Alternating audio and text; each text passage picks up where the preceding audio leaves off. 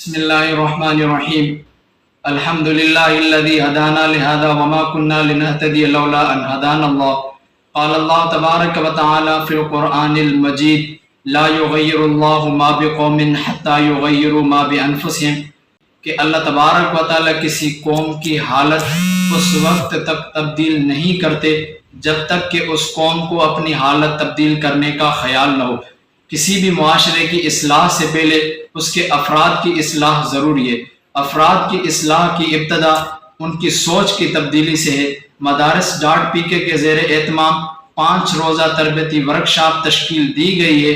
مدارس .pk نے جو یہ قدم افراد کی سوچ کا دائرہ وسیع کرنے کے لیے اٹھایا ہے اور بہترین ذہنیت کے افراد پیدا کرنے میں یہ سنگ میل ثابت ہوگا۔ ایک قول ہمارے ذہن میں عرصہ دراز سے کسی بھی کام کی ابتدا سے پہلے گردش کرتا ہے کہ اس شخص کو کوئی گرا ہی نہیں سکتا جس شخص نے چلنا ہی ٹھوکروں سے سیکھا ہو۔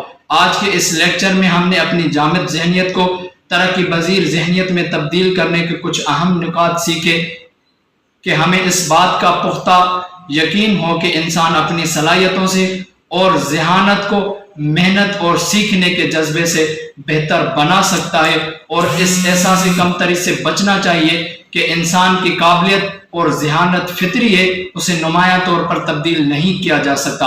اگر آپ احساس کمتری کا شکار ہیں تو اٹھیں، دوبارہ ابھرنے کی ٹھان لیں، اپنی سوچ کا دائرہ وسیع کر لیں اور ناکامیوں کا بہادری سے مقابلہ کریں، کیونکہ جو محنت کرتا ہے وہی کامیابیوں کو حاصل کر سکتا ہے۔ یاد رکھیے، جو چھوٹے چھوٹے کام بڑی سوچ سے کرنے والا ہی ایک دن بڑے کام کر پاتا ہے۔ آج کا عنوان اپنے اندر گہرائی رکھنے والا اور محنت اور لگن سے جدوجہد کے عزائم کے لیے انتہائی نفع بخش تھا، اور ہمیں امید ہے کہ مدارس .pk کے زیر اہتمام جو بقیہ لیکچرز ہوں گے وہ بھی انشاءاللہ تعالی اصلاح معاشرہ کے لیے بہترین افراد پیدا کرنے میں سنگ میل ثابت ہوں گے۔ فی آخر کلام، والسلام علیکم ورحمۃ اللہ۔